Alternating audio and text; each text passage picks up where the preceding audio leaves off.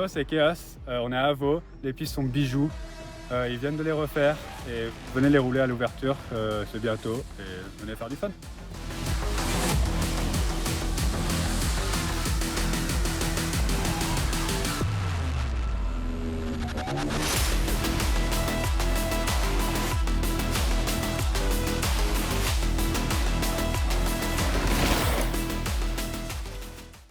Qui fait le clap? Who's doing the clap?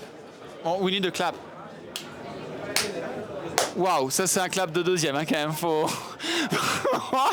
Allez, bienvenue sur Fastaf. On est parti, on s'assoit de nouveau. Voilà, grâce notamment à Commensal qui nous supporte pour cet épisode. On a décidé de s'asseoir. On vous a préparé une sélection avec notamment Max Saint-Laurent, qu'on attend depuis toujours, qui est là. Ça nous fait plaisir de t'avoir. Et ouais. C'est toujours bien. The winner of the day, like the queen, actually, Valio, she took the time for us. Thank you again. It's a pleasure. Et l'incontournable Momo, que maintenant, il est ancré, il commence à être dans les vieux.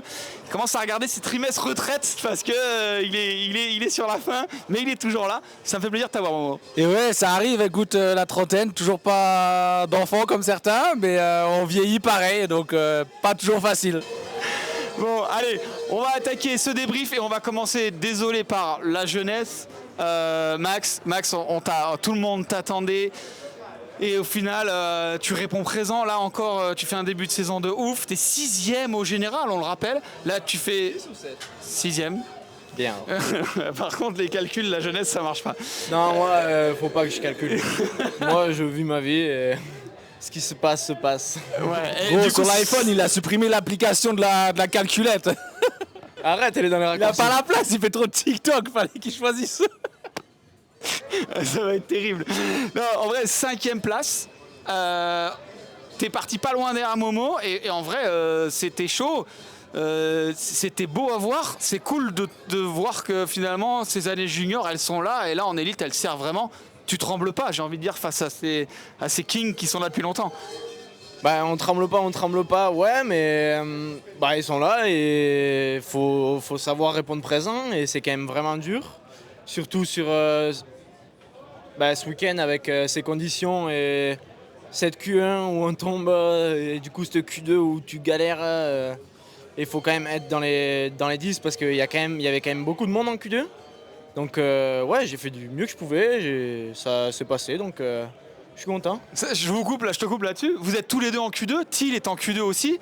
C'est quoi les regards avant la Q2? Genre vous regardez, il n'y a pas beaucoup de place, vous êtes déjà 3. Gros, 3, puis il y avait Tonio qui était en face, qui est venu dans la semi. On regardait les GoPro ensemble. On se dit, attends, là on est 4 là. On a regardé la start list là. Et gros, il y avait 2-3 énervés en plus là. On s'est dit, mais là, faut pas se chier quoi. Parce que les conditions de merde, une chute c'est vite arrivé, ou une petite sortie de merde. Et au final, c'était assez serré, à part Finn qui a fait un gros run hier. Tout le reste, c'était quand même pas mal serré. Donc chaud. Mais est-ce que l'équipe existe encore à ce moment de la Q2? Est-ce que vous partagez encore des choses? Bien sûr. Ouais, d'autant plus au final, parce que tout ce qu'on peut se partager, ça va nous aider. Max avait des endroits trop forts. Moi, j'ai l'impression que c'est toujours moi qui vais toujours leur demander putain, vous faites quoi là? J'ai l'impression de jamais les aider. Donc c'est un peu le comble, tu sais, j'ai l'impression de vraiment servir à rien. Jamais nous aider, c'est faux, mais c'est quand même souvent nos GoPro qu'on regarde, ouais. Et ouais, mais c'est quand même plaisant. Des monstres, ils sont tellement faciles. C'est quand même plaisant parce que tu es dans le team avec Momo et c'est ta GoPro qu'on regarde, donc c'est pas pour rien et puis c'est cool. Et c'est quand même toujours cool d'aider les autres et on se régale. C'est sûr qu'on a grandi avec Vali, avec Momo qui sont des stars. Toi, ça doit être fou de dire Momo, il regarde ma GoPro et il me dit ah ouais, je vais essayer ce que tu fais, non? Ouais, mais maintenant Momo, je le prends plus pour un zig comme moi que pour le tonton, mais oui, c'est quand même Momo, un très grand palmarès. Loris pareil, Myriam pareil. Et ouais, on est juste bien plus fort quand on s'entraide, donc on le fait et ça marche. Bon, c'est assez fou. On va parler rapidement du switch homme-femme, the fact that they change the schedule, and they change the final. I guess it's insane doing it at home. You had so much pressure already, and it just like had pressure on the top of the pressure, from the pressure to the pressure. Yeah, I saw it on Instagram when they announced it, and I was like, cool. Why not somewhere else? Like they could do it. I don't know. In France, in Le In Chais? France, in Korea, like where there's no history or anything.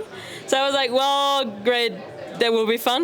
And yeah, it was actually quite cool to do. Like I don't think we need to discuss if there are any benefits or not. Like it was a cool thing to try out, and that I managed to make it work was really good. I'm happy. Was it cool to wake up early? I loved it. The hardest fact for us was just to go on a track which was not ridden before. Like you do your first one is brand new, second one is well fucked, third one fully fucked, and you come back after the A practice and it's another track. Well, think about Korea now for us. Yeah, that's what I want to say. I mean, that's what they have to do every race. Yeah. And I still woke up this week at 6:30, so it's not like I could sleep any longer because I'm in the routine. So Yeah. So yeah, keep going, starting early, and I'm fine with that. I mean, there's one guy that doesn't change. I mean, last year it was in Group B. Yeah, still. for all the juniors, I was sick. They were like ready before us. Actually, I like to sleep like a bit longer, but like every time now you have to wake up early, it's like this. So you're just doing it, and yeah. Veli, tell us, like, we are, I mean, not far from your home. I mean, I can't imagine how is a win at home. How does it feel? Because the fact that you qualified third, you had to wait for another two women, Anna and Marin, who deliver like pretty good run for the lowest section. But still, it's how I saw you on the hot seat. You couldn't sit. You had to walk. Like, tell us the feeling you had. well, I was also happy to start the second last or third last because I just want to get it done. So I think. Was it a strategy or not? No, no. All right. I just wanted to have a safe quali, and then I was only 2 seconds off, so I was like, this is good. I know I can go faster. So it was good. It was a good mix, good points for quali, and a good position to start. But yeah, it was really stressful because I knew how fast Anna especially was in the woods, and yeah, I'm really slow in my section, but I need to check. I think this You're this really year slow. was okay. Where did you? No, I was slow. I'm always slow in the forest. It's terrible. But yeah, I tried to break less. What's going to be next, I guess? Winning race at home. What's happened tonight then? I mean, not every detail, you know?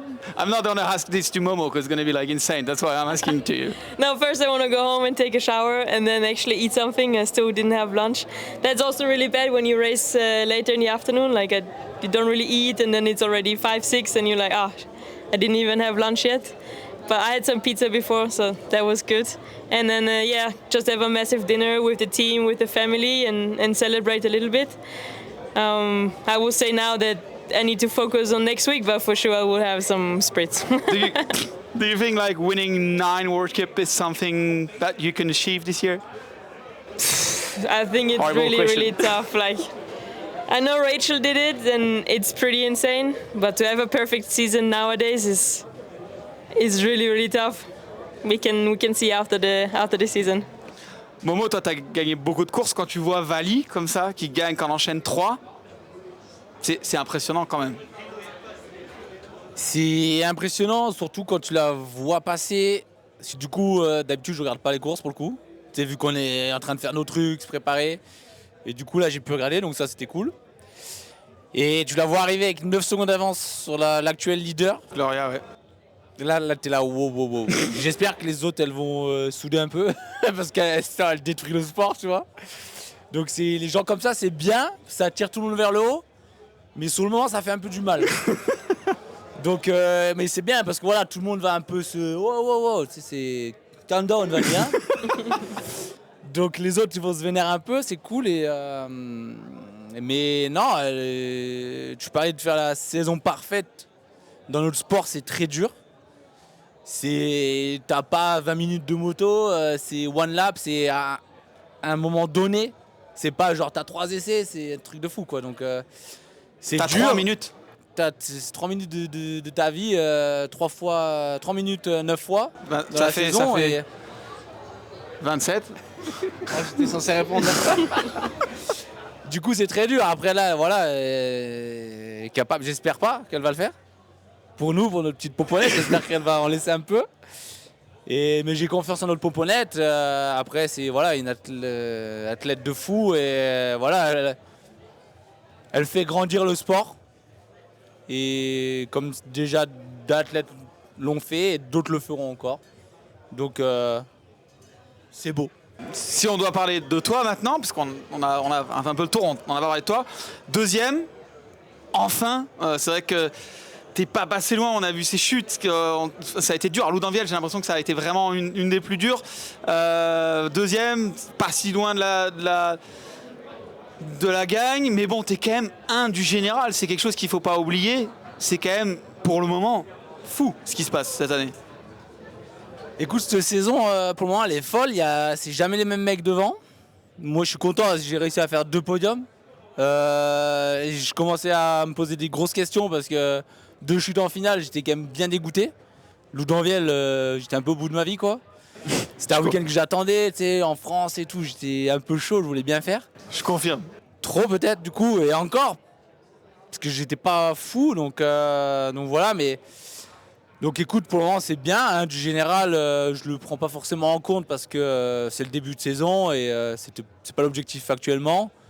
Là l'objectif c'est vraiment de me régler, tu vois, un peu trop, là un peu en dessous et petite blessure à l'épaule ce week-end, donc on va bien soigner ça et essayer de trouver le bon setup entre ces race runs, tu lâches tout, tu te régales ou quand même on pianote un peu. Et là, tu vois, c'est ce qu'il fallait faire un peu aujourd'hui, pianoter. Ou alors c'était quitte ou double, ce que j'ai un peu déjà fait. Ouais. Trop, je grillais mes cartouches. Donc voilà, un peu de pianotage et ça, franchement, je demande pas plus. 0,1 de fine qui roulait lui comme ça. Donc je suis content. Max, toi, quand tu vois l'expérience comme ça, j'imagine que ça t'inspire de ouf. Même si on sait que ton objectif number 1, c'est battre Thiel. Genre, on sait que c'est ton 2-1. Est-ce que t'ajouterais pas quand même Max, Loris et Momo sur ta beat list, je sais pas comment on peut appeler ça. Hein. Bah, maintenant, c'est clairement l'objectif. Hein. On est en élite, on est tous dans la même catégorie, donc... Il y a plus que Thiel. Ouais, bah, l'objectif, c'est pas tout le monde, hein, mais Thiel, c'est quand même la cible principale.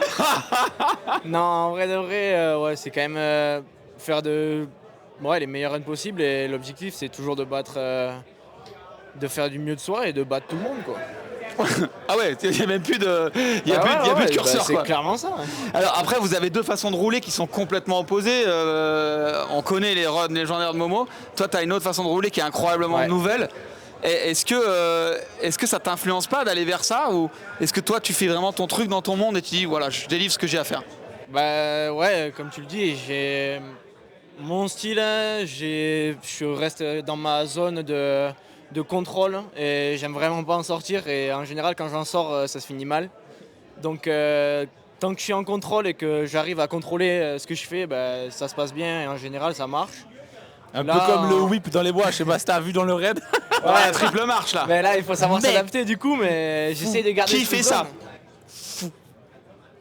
Ouais, mais bon, souvent ça se passe pas comme prévu, surtout sur ces conditions. Et du coup, tu essayes de sauver les meubles, hein, tu essayes de rester sur le vélo, donc c'est ce que j'ai réussi à faire. Et ouais, du coup, j'aime pas sortir de cette zone et en général, ça marche pas si je sors de ça. Bon, merci à vous. On va pas vous embêter plus longtemps parce que I guess you got like so many things to do. So many Aperol spritz. Voilà, exactement. I guess you. Oh, by the way, did Andy Cole break? No, he didn't. Really? Yeah, but maybe I just need to go to his pit and. What happened with Andy Cole? He promised that to wait for Valley at the bottom of the race with like many of Aperol spritz, and actually he didn't show up. Maybe he just drank them all by himself. Oh, maybe he did after the run anyway. So, and I know you guys, je sais que vous aussi, vous avez un peu de Shake de récup. Débriefing, voilà, shaking de récup et débriefing à faire. L'Oversteam qui attend. Et donc, on est sponsorisé par Oversteam. Merci voilà, Oversteam. exactement, c'est le moment de le placer. Et on va donc vous laisser partir. Et on va partir sur une deuxième partie de ce débrief pour vous expliquer justement ce qu'il y a derrière ces athlètes, hein, parce qu'ils sont ils viennent pas les mains dans les poches. Il y a des vraies équipes derrière, et des ingénieurs, vraiment des team managers. Et puis on parlera de choses un petit peu intéressantes. Je vous laisse. Merci beaucoup. Thanks again. Bonne chance pour la récupération, easy, et puis on se voit à Lenzo Ride forcément sur le bord de la piste. J'espère que vous allez nous régaler. Et puis voilà. Thank you. Vous pouvez y aller. Merci Merci beaucoup. Makai, ciao ciao. Allez, on est sur cette deuxième partie. Il faut que je vous présente parce qu'il y en a peut-être que vous ne connaissez pas. Thibaut Ruffin, team manager notamment avec Gaëtan Ruffin, qui est déjà à la récup, hein, c'est ça depuis longtemps. Oui. De Commencal Muc-Off. Enchanté. Pardon ? Enchanté. Enchanté, merci d'avoir répondu. Arthur Couette, qui est donc... l'ingénieur développement du team et pour Commencal aussi. Voilà, notamment, voilà, tu travailles avec les teams, mais aussi avec Commencal. Tu fais vraiment le pont, on en parlera justement. C'est ça qui va être important. Et enfin, Cédric Ravanel qui est là, team manager de Commencal Schwalbe by Lesor, si je ne me trompe pas. Exact. Merci, donc team manager de Vali. On a pu mixer, on a vu le côté pilote, on va voir un petit peu le côté, on va dire, team manager. Moi, je voudrais commencer par te poser la question. Aujourd'hui, avoir autant d'athlètes élites à un niveau aussi performant, à quel point c'est difficile pour un team de réussir à répondre finalement à toutes les attentes qu'ils peuvent avoir. Parce que là, on les a, c'est tous des personnages dans la vraie vie, mais sur le vélo, c'est aussi tous des personnages. Ouais, non, c'est sûr que c'est un petit job à plein temps, mais non, ça reste super facile. Tu leur dis aujourd'hui, écoute, tu fais deuxième, surtout tu gagnes pas parce que c'est trop, ça serait too much après de tomber vendredi. Non, tout est programmé et calculé d'avance. Hein, c'est Comme à Loudanviel, ouais. Non, oui, c'est sûr que là, on est à une période où tout devient de plus en plus difficile. Toutes les équipes travaillent et c'est dur d'arriver à placer tous ces gars quand même devant. Et ouais, non, on est chanceux d'avoir des riders qui quand même nous écoutent, qui bossent, qui sont attentifs aux conseils, qui sont demandeurs de conseils, qui sont à l'écoute pour les réglages, qui bossent avec toute l'équipe, qui bossent entre eux pour performer. Et non, c'est cool. Ouais.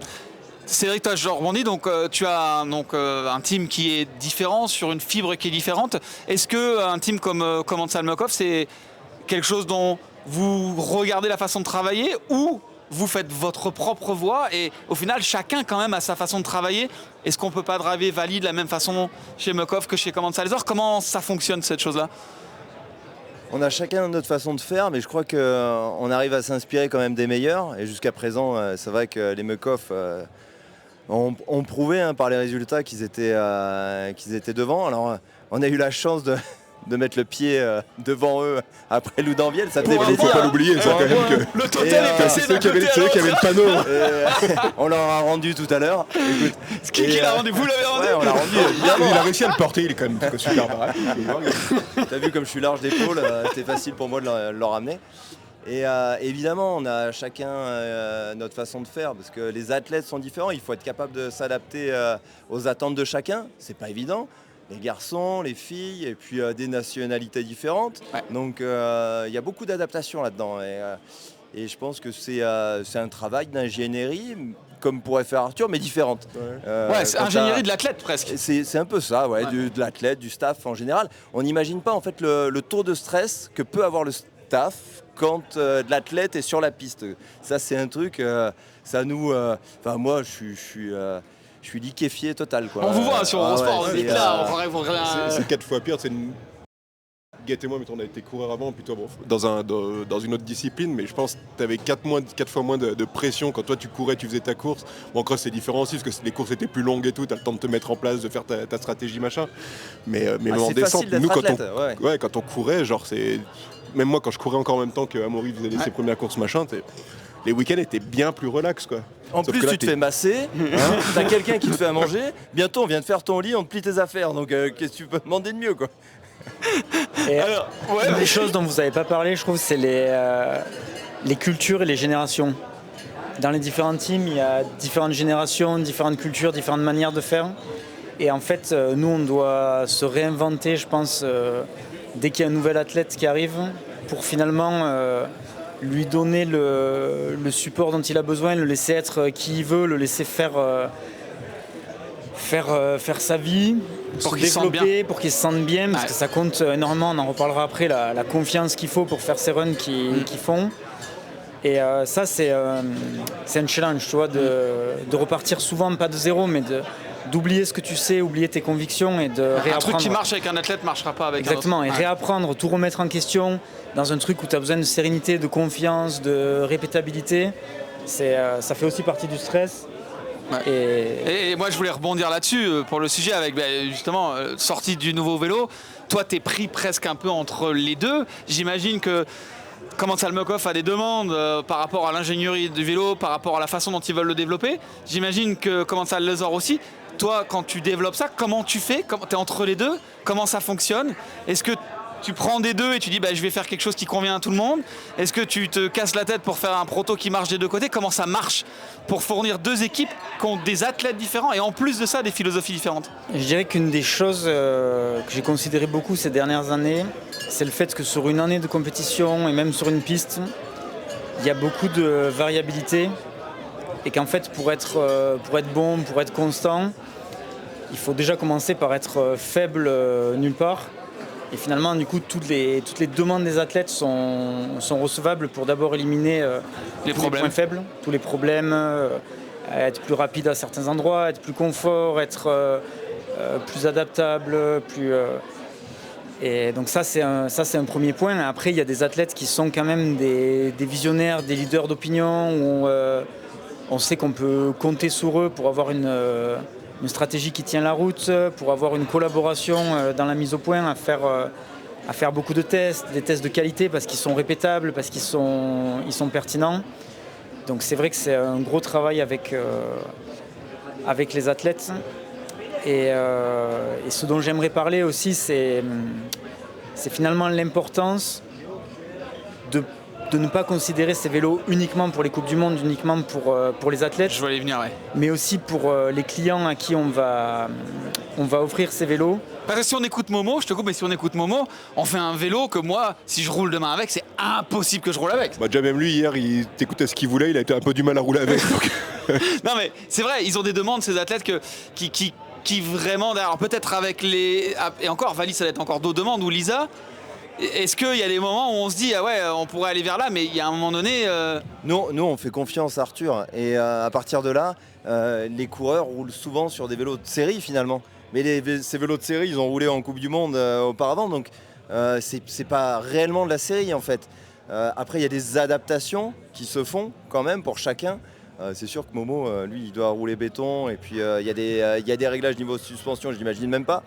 Mais chacun a ses petits détails. Je pense que ça s'apprivoise. Enfin, c'est assez facile pour le commun des mortels de rouler sur pas le vélo de Momo, c'est pas ça que je veux dire, mais ce qui est important en fait, c'est de voir que dans un vélo, il y a une grosse partie du comportement qui est liée aux suspensions et à la manière de régler les suspensions. Et qu'en fait, le châssis du vélo, c'est plutôt l'équilibre, la prévisibilité, le dynamisme, le confort, ça donne des tendances générales. Donc ça bénéficie au grand public par contre. Ça c'est quelque chose qu'on redescend de la Coupe du Monde au grand public. Exactement. Et je pense que la rationalité des product managers du grand public fait qu'on est poussé à faire des plateformes, on va dire, faciles à appréhender, on va dire, juste garder les choses simples et ne pousser aucun curseur dans les extrêmes. Et c'est après, avec le travail sur les suspensions, le travail avec des petites pièces spéciales qu'on a pour les teams, sur certaines courses, sur certaines saisons avec des athlètes, d'aller chercher des extrêmes, mais que l'important, et même pour des compétiteurs, c'est une base, on va dire, facile, parce qu'on les voit tous rouler des vélos durs, etc. Mais c'est quand même un sport où ce qui prime, c'est la confiance. Ouais. C'est pour lâcher, pour être bien, pour résister à la pression. Tous les team managers. Ouais.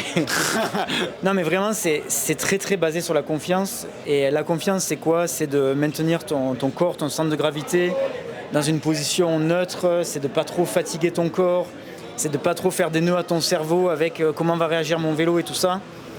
Et en fait un vélo sain et facile, c'est malgré tout le premier bénéfice pour un pro rider. Et pour moi c'est le bénéfice majeur pour un rider normal comme nous. parce qu'en fait c'est ce qui te donne l'expérience de roulage et le smile quand tu vas rouler, et que même si tu fais pas de la muscu je sais pas combien de fois par semaine et que tu t'entraînes et tout, tu vas rouler et de suite t'es bien. Ouais. Et en fait c'est ce qui compte, et au final c'est ce qui transmet aussi pour les pros, c'est ceux qui arrivent à être tout le temps bien sur leur vélo, tout le temps en confiance, et ils se développent en tant qu'athlètes, ils développent leurs skills, ils développent leur vitesse. Et donc je pense que c'est là la base. Quand Vali est arrivé cette saison dans notre équipe et qu'en pré-saison elle a eu un vélo de série parce qu'elle n'avait pas encore son propre vélo, elle a dit mais c'est dingue en fait comme je m'amuse dessus quoi. Ouais. Elle a retrouvé le plaisir de rouler et ça fait la différence, parce que si tu prends plaisir sur le vélo, c'est là où tu peux gagner des vraies secondes quoi. Si dans ta tête t'es bien, ça faut pas être tu vois, je veux dire, on est entraîneur aussi. Et c'est vrai que la partie mentale, c'est 70-80%. Donc si tu es bien dans ta tête, si tu es bien sur ton vélo, waouh. Max et Thiel étaient sur des vélos de série l'année dernière. Ça ne les a pas empêchés de performer. Et cette année aussi. Oui, cette année, ils sont pas loin de la série, à part c'est plus des réglages, des produits extérieurs au cadre en eux-mêmes qui font ça. Quoi. Si je découpe, au final, quand on fait un vélo qui est là pour gagner une Coupe du Monde, là, comme aujourd'hui, est-ce que derrière toi, dans ta tête, alors les teams, j'imagine peut-être un petit peu moins, mais est-ce que dans ta tête, il y a derrière en disant « Ok, on va faire un truc qui va gagner une machine de guerre, mais il faut quand même que derrière, je fasse quelque chose qui tienne la route ». Tu vois, c'était fin 2020, la dernière course à Lousade, c'est quand il y avait le Covid et tout là. La double, ouais. On réfléchissait, on avait déjà fait des protos de vélo pour le V5. Et j'avais toujours cette idée d'un vélo super compliqué pour la course, mais je me disais non, on va pas faire ça, c'est trop compliqué à produire, trop compliqué à régler. Et du coup, j'ai expérimenté avec plein de cinématiques, plein de trucs. Et j'étais jamais satisfait de ce que j'avais, notamment avec ce truc d'équilibre et de vélo sans compromis. Et donc on a quand même pris avec ce vélo beaucoup de risques industriels, même de risques dans l'étude, parce qu'il est quand même très complexe, ça demande beaucoup de précision, on peut agir sur beaucoup de paramètres, mais quand tu as beaucoup d'ingrédients, tu peux vite faire n'importe quoi, donc ça a été énormément de tests pour raffiner et tout. Mais au final, j'ai quand même eu ce que je voulais, cette base saine, pour arriver ensuite à développer. Je voulais parler d'une anecdote avec Vali, tu sais, quand on a fait les essais, les premiers roulages en novembre. C'était intéressant de rouler sur une piste ultra facile. On se disait, c'est pas de l'ADH, ça fait rien. Non, ça l'était pas, c'est clair. Mais au final, ça m'a permis d'identifier quelques trucs dans le pilotage de Vali, dans sa position du corps, dans ce qu'il lui fallait pour avoir le fun et l'agressivité de la Vali dont je me souvenais dans ces belles courses. Et que je sais pas, tout s'est bien enchaîné avec Jules, son mécano, Ced aussi, on discutait et tout. Et à partir de là, d'un truc simple, on a trouvé une tendance sur laquelle après, ils ont construit en raffinant tout ça. Mais je veux dire, de partir des choses simples et de construire là-dessus, c'est donc, super important. Ce qui marche au final pour un athlète marche pour un amateur. C'est juste qu'après, vous êtes là pour amener le côté, on va dire, performance pointue pour aller chercher ces dixièmes qui sont là, ces dixièmes qui sont chers. Et quand on parle de travail, c'est finalement ces dixièmes-là qu'il faut aller chercher. Ouais, nous, on est, de toute façon, dans tous les cas, notre job est de les rendre bien dans la vie de tous les jours, et qu'arriver le jour de la course, au moment du run, qu'ils soient le mieux possible dans leur tête. Vous faites plus de travail pour que l'athlète soit bien mentalement et en confiance que sur le vélo, au final, pour finir. Le vélo, de toute façon, c'est clair qu'on laisse 100% la part à Arthur, et c'est lui qui est derrière tout ça. C'est sûr. Il nous demande quelques retours parce que nous on est sur la piste et on voit ce qui se passe, on envoie des vidéos, il nous demande ce qu'on en pense et tout, mais à la fin c'est lui qui prend les décisions et c'est lui qui est plus compétent là-dedans que nous au final. Nous c'est vraiment ok, sur place on analyse les lignes et on donne les feedbacks aux riders, et encore une fois c'est une adaptation à chaque rider. Mais c'est ça, notre job, c'est qu'une fois qu'ils sont dans la cabane de départ, là, c'est qu'ils soient libres de tout. De tout truc de toutes choses qui peuvent leur bloquer leur performance, quoi. Et c'est pas toujours facile, mais c'est ça dans l'absolu, quoi. Et la performance, c'est une sacrée somme de détails. Ouais. Quand tu mets tout bout à bout, où tu te rends compte que même l'alimentation, le sommeil de l'athlète, la partie physio et mécanique, etc., les line shakers en bord de piste, c'est énorme en fait, le staff dans une équipe, on les voit pas, hein, c'est des hommes de l'ombre. D'ailleurs, je les remercie parce que sans eux, on n'en serait pas là. Parce que là, ça dépasse une dizaine de personnes au moins par équipe maintenant. Ouais, Vous êtes c'est une énorme. quinzaine. Oui, les équipes World Series, t'es vite à 15 personnes par team. Donc, tu vois, pour des fois entre 4 et 6 athlètes, on va dire. Donc, ça fait beaucoup de monde à déplacer. Et c'est grâce à eux, finalement, quand tu réunis toutes ces petites personnes qui sont les liens de la perf, quoi, de la coupe et de la victoire. Chaque personne est presque un dixième de gagner. En final, si on grossit le trait. C'est sûr que toi, dimanche, tu vas rouler et tu vas te faire un petit déj sandwich jambon et sans t'échauffer. La première descente au jet, elle va faire mal, quoi. Tu vois, je veux dire, tu vas rouiller. Donc... Je vois très bien. Et moi, je voudrais finir sur un petit point. Donc c'est vrai qu'il y a une relation entre, alors par exemple si je prends l'exemple de la F1 qui n'a pas du tout cette relation, ils sont uniquement sur la performance, mais on n'achète pas de F1. C'est pas quelque chose qu'on achète. Vous êtes là pour la performance, mais ce qui fait que les teams existent, c'est aussi parce que y a un business derrière. Est-ce que toi, c'est quelque chose que tu dois prendre en compte? Est-ce que c'est quelque chose qu'on se dit, est-ce que quelque chose c'est primordial de dire il faut que quand même ce que j'arrive à faire, ça plaise derrière, ça plaise vraiment, parce que c'est un cercle vertueux. C'est-à-dire si ça plaît, on pourra développer des teams, on pourra développer de la performance, et du coup c'est un vrai casse-tête où finalement ça roule quand même pas mal. Je dirais que c'est une réflexion d'équipe pour faire une vraie stratégie. Donc là, c'est quand même beaucoup avec l'équipe de produits et l'équipe de direction de commercial, comment on utilise pas ça. Tout seul, j'imagine. Donc d'utiliser la descente comme un laboratoire pour comprendre des choses, pour pousser des extrêmes. Là, c'est vrai que la stratégie sur ce vélo, c'est quand même d'offrir un vélo de course de race ou d'ultra sport au public. Parce que vraiment... Oui, l'idée, c'est quand même, de base, c'est que, comme on dit, il y a des vélos de série qui roulent chez les juniors, mais c'est quand même de proposer au final un vélo de course. Il y a d'autres vélos dans la gamme pour si on veut faire autre chose. Exactement, donc c'est ça dont je voulais parler, c'est qu'après, il y a d'autres vélos de descente dans la gamme. Et quand tu prends celui-là, c'est quand même cette touche course. Donc évidemment, ça a un prix, ça a une sensibilité à l'utilisation où c'est un peu plus difficile de prise en main. Il faut réfléchir à comment ça se roule, comment ça se règle. Je dirais pas du coup que c'est un casse-tête global, mais plus une stratégie large où finalement ce qu'on ressort de tout ça, c'est pas juste un modèle de vélo qui fait partie de la gamme, c'est des process de travail, c'est des technologies, c'est des avancées dans notre savoir-faire, dans notre compréhension, dans nos relations, qui découlent sur le reste de la gamme. Et je me rappelle que immédiatement après avoir fait ce vélo-là, on travaillait sur les vélos d'enfants et on voulait absolument mettre tout ce qu'on pouvait des vélos de race sur des vélos d'enfants. Et c'est pas pour faire des vélos d'enfants de race, c'est juste de faire des vélos sur lesquels des enfants soient à l'aise malgré leurs 30 kilos, quoi. Ouais. Et avoir des Max et Thiel qui arrivent ou encore des jeunes qui roulent avec ces vélos presque eux, quoi. Qui roulaient pas longtemps avant, tu vois. Pour finir là-dessus, c'est la première année finalement qu'il y a. Enfin, c'est pas la première année, ça s'est fait un peu avant, mais là c'est la première année. Et d'ailleurs, si on prend l'ensemble des équipes de World Series, qu'il y a sur la même marque un vrai challenge entre les deux équipes quand même. Voilà, on parlait en rigolant du totem et tout, mais il y a quand même une vraie course dans la course. Bah ouais, mais ils sont décidés là à nous embêter. Ils sont fous. Non, on sera plus forts tous les deux. Non, mais... Vous aidez? Est-ce qu'il y a des choses que vous échangez ensemble entre team managers non, tous les deux? on est des races, hein, genre. Non, vous n'avez pas de moment où vous avez... Moi, il y a quand même des trucs que j'utilise. On échange les vélos, c'est déjà.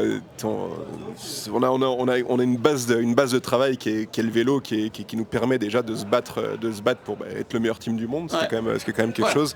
Mais c'est sûr qu'après, forcément, nous, pour ce qui est les lignes et tout, nous, on a Myriam, ils ont Valide, et ça reste deux compétitrices. Et ça, c'est le but, c'est que. Et tu vois, on disait, pour qu'elles se sentent bien, il faut aussi qu'elles se sentent supportées, privilégiées, etc. Quoi. Un athlète, quand il est au départ, quand il se sent mieux armé que les autres athlètes, il va avec plus d'engouement, quoi. Et si on peut leur botter le cul, on le fera. Hein. Je veux dire, on est là pour ça. Mais ça va nous pousser vers le haut, en fait. C'est ce que je veux dire. Ça va nous tirer vers le haut. Je pense que c'est bien pour le sport en général. Je pense qu'il y a plusieurs années, on était peut-être 2-3 équipes à travailler dur, des team camps, beaucoup de testing, tout ça. Et au final, ça a juste tiré l'ensemble des teams vers le haut. Et maintenant, on se retrouve à être plus que 2-3 teams compétitifs. Et c'est bien pour le sport en général, quoi. Ça devient un vrai sport qui se professionnalise. Tu regardes les paddocks, tout, c'est un truc de fou, c'est classe. Il n'y a que des semis, c'est ouf. Donc c'est ça, je pense qu'on est tous passionnés par ça. Et ça fait plaisir de voir le sport où il en est et où il va, quoi. Donc pour finir, quel team va finir devant cette année? Canyon, Pépouze. Non, pas Canyon. Ça sera forcément un commande salle, mais on sait pas lequel. Bon, voilà, je crois qu'on a le mot de la fin. Non, on a signé un pacte en secret avec Canyon qu'on fait une année sur 2. Donc après, on se démerde entre nous. Mais... Ils sont pas loin là quand même. Hein. Non, mais là, bon. Léo Gang. Bon, merci en tout cas à vous, merci Cédric. On te souhaite le meilleur avec le team. Hein. C'est vrai que ça va pousser encore fort. Il y a des jeunes qui arrivent, hein, je pense à Tilly, etc. Donc voilà, forcément, on est pris aussi par le temps. Il y a plein de choses à parler, notamment sur le fait de recruter des jeunes. C'est vrai que c'est aussi pas facile de savoir où vont les jeunes, dans quelle structure, etc. C'est aussi intéressant. Mais malheureusement, on n'a pas le temps. On reviendra une fois pour faire une chose. Merci encore, Arthur, pour ton temps. Avec plaisir. Parce que je sais qu'à chaque fois, tu n'en as pas trop. Et là, c'est vrai que c'est bien de d'avoir ta vision des choses. Parce que c'est vrai qu'on parle technique, mais là, tu as pu poser des mots finalement sur toutes ces choses-là. Et ouais, puis moi, j'aime bien parler des produits et surtout de vraiment la course, ce que ça peut apporter aux clients, les dynamiques que ça apporte dans les marques, dans le sport, dans les bike parks, bien sûr dans les bikes, parce que c'est ce sur quoi je travaille. Mais ouais, J'aimerais donner encore plus de détails. Bon, écoute, on garde un petit peu parce que sinon, après, si on dévoile, Canyon, tu peux lui faire un épisode de 7 heures à la fin de l'année. Après, Canyon, ils vont regarder, ils vont faire pareil et ça va rouler. Donc, on va arrêter. Merci en tout cas d'être venu. Avec plaisir. Et puis, je vous souhaite le meilleur avec tes 5 élites. Toi, tu as une sacrée famille quand même. Hein. J'ai des grands garçons maintenant, des grandes filles, très grandes filles. Bon. Ouais, non, c'est cool. Bon, merci en tout cas, merci de nous avoir suivis pour cet épisode. Allez au gang, on va donc repartir la semaine prochaine à Lenzoride. Vous connaissez la recette, on se retrouvera au track walk. Pendant ce temps-là, nous on va aller assister à la récup de nos athlètes qui sont déjà partis, qui devaient être bien prêts pour la récup. Et puis comme d'habitude, on se retrouve à Lenzoride. Merci messieurs, ciao, bye bye.